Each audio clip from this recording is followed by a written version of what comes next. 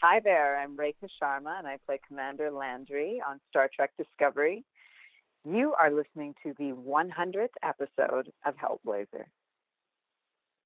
Good morning, good afternoon, good evening, and good night, my lovely audience, wherever you are in the world right now. Welcome to Hellblazer Biz, the show where you get to have your questions answered by your favourite TV and film stars. This week's guest marks my 100th episode. Wow, I can't believe it. In 2 years, 100 episodes.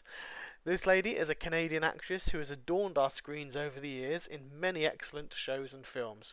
She's appeared in The Core, Battlestar Galactica, Smallville, John Doe, The 100, V, Arrow, and the list goes on. And she's currently kicking ass for Starfleet as Commander Landry in the fantastic new CBS show on Netflix, Star Trek Discovery.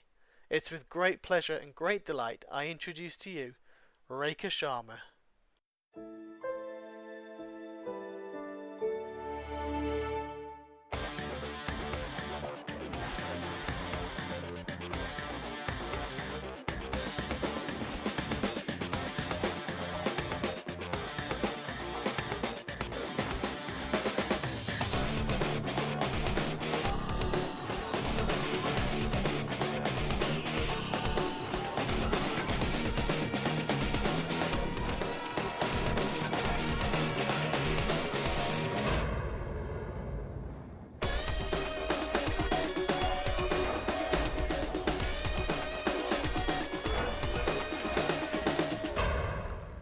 Good day to you, Rekha. I know it's midday for you.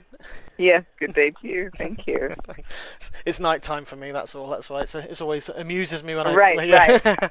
time zones and great that we can connect up in this fashion across the globe. Yeah, thank you. And good evening to you. Thank you. I say I do appreciate. It's a real privilege to have you on. I know we've talked. I think I first connected. One of my questions is when I first connected with you quite a while ago, and you intrigued me as an actress and very intelligent with your answers, and that was one of the things that drew me to wanting to bring you on to chat to you some more. Oh, thank you. You're welcome. So I will kick right off with the questions, if that's okay with you.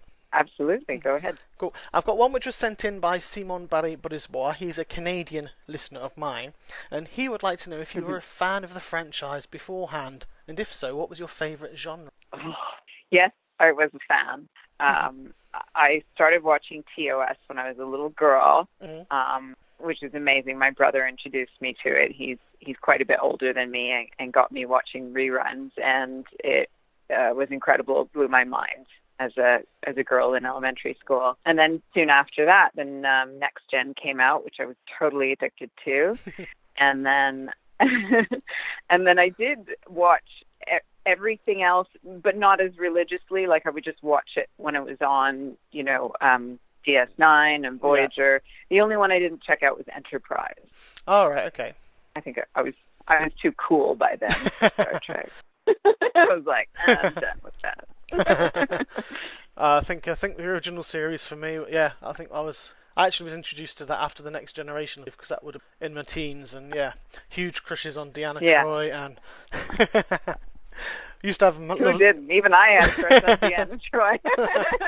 and Lieutenant Yar, I think I used to have a battle with my maths teacher about that because I think I liked Deanna Troi and he liked Natasha Yar. And so we used to have major deep conversations. That's how much of a geek I really am. Wow. I love it. Excellent. What have your the other thing from Simon is, what have been your fondest memories of watching such a pioneering universe, as it's obviously with all the different genres that you've seen and your own now? Well, honestly, I think the fondest memory is being a kid and watching TOS for the first few times.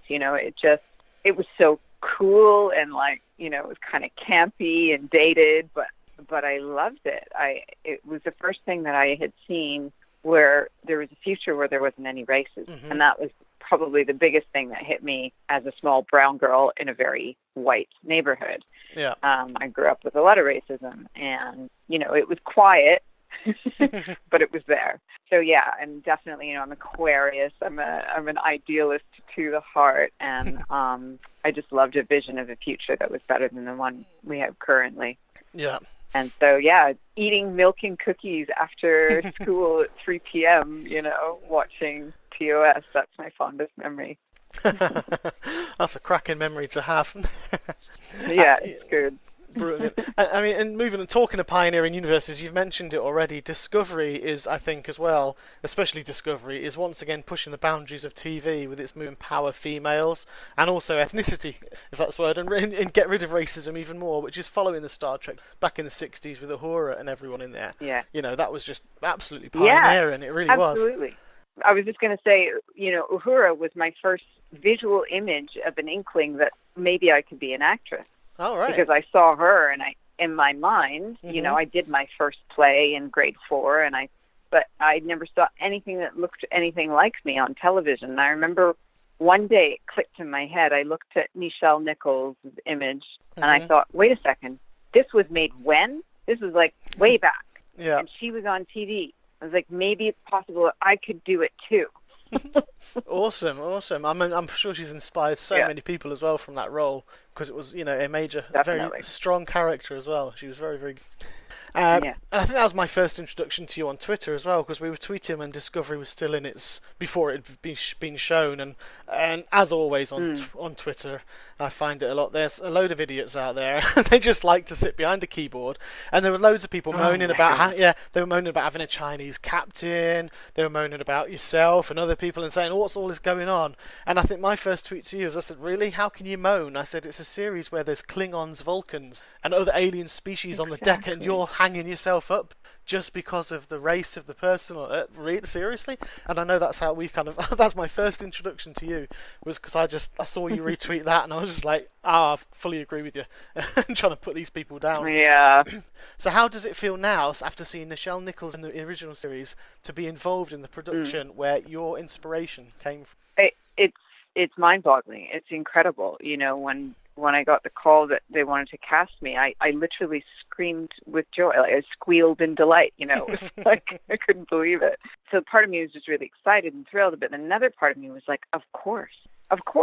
You know, it makes sense quite often when you look at your life and you think about something that really impacted you when you were a child and how you ended up doing that later on in life. It's like, do you know what I think we all have examples of that, you know, in our lives. That's like, oh, of course, that's why that impacted me so greatly, because some part of me knew where I was headed or what my purpose would be in life, or part of it anyway. Yeah.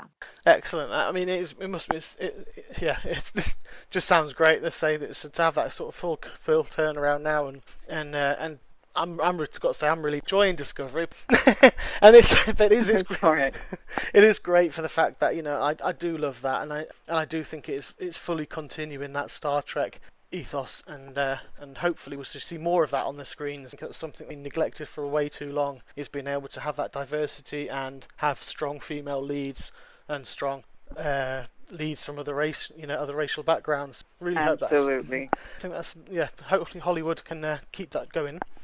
Yeah. I'm so glad to hear you say those things. Oh no, I fully believe it. I do fully believe it, and think that's what should be happening.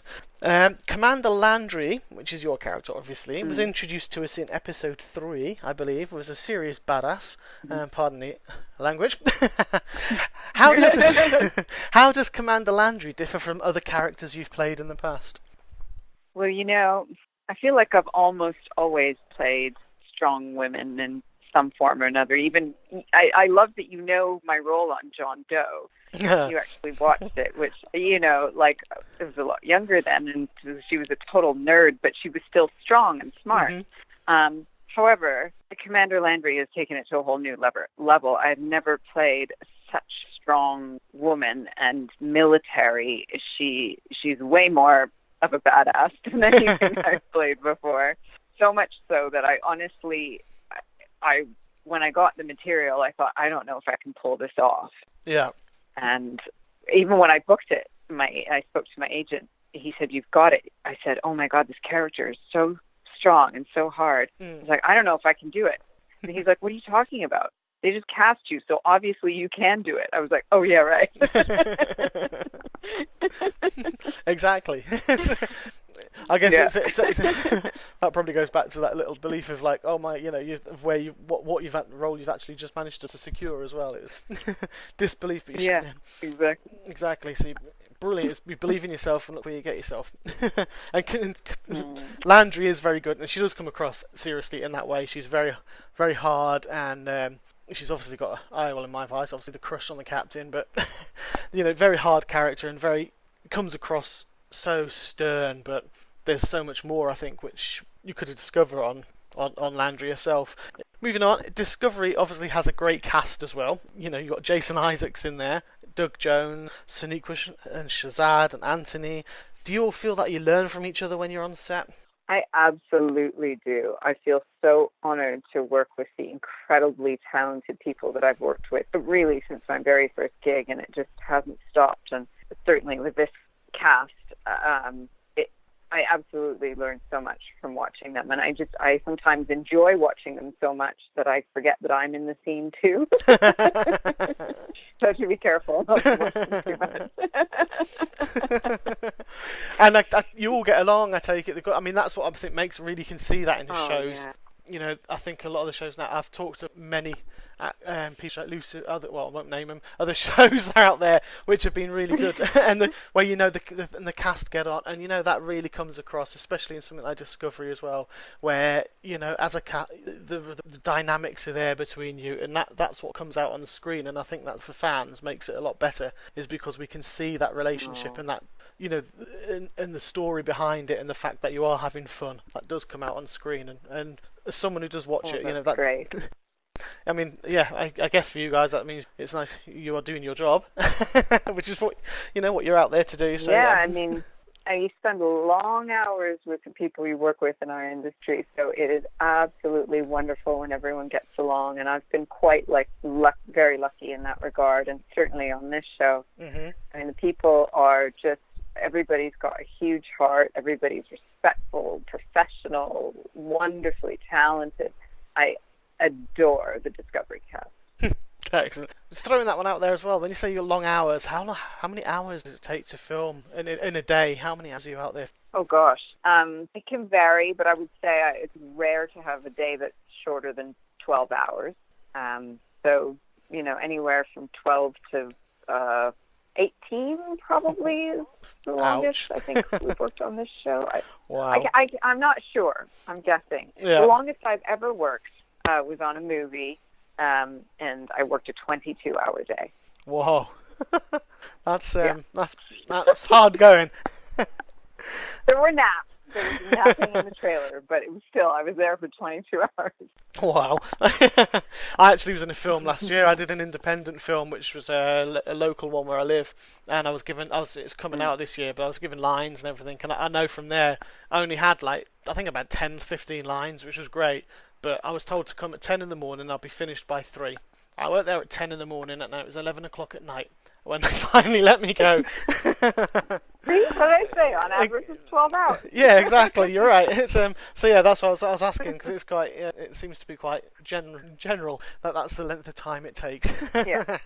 Excellent. Yeah, I think we're pretty good on Discovery. I don't think we have exceptionally long days. I think 18 is probably generous. I don't think we've got that long, but maybe I'm wrong. Yeah, and the likes of Doug will have to be there longer because of all the makeup he has to put on.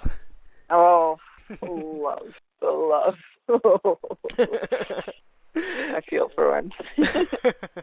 Excellent.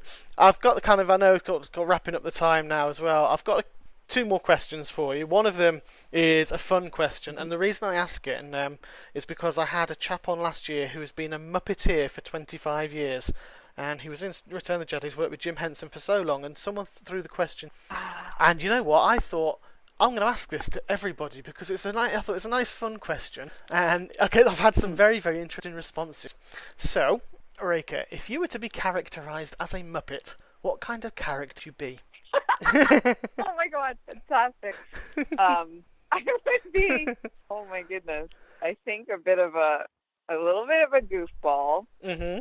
Definitely kind of like a nerdy little Muppet who maybe a Muppet who stays in their room and does weird games by himself.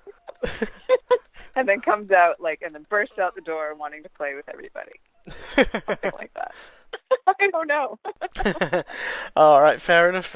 And quickly, just before I have to wrap this up, is there anything you would like to say to your fans and to people who are listening to this episode now? One last thing, anything you could say?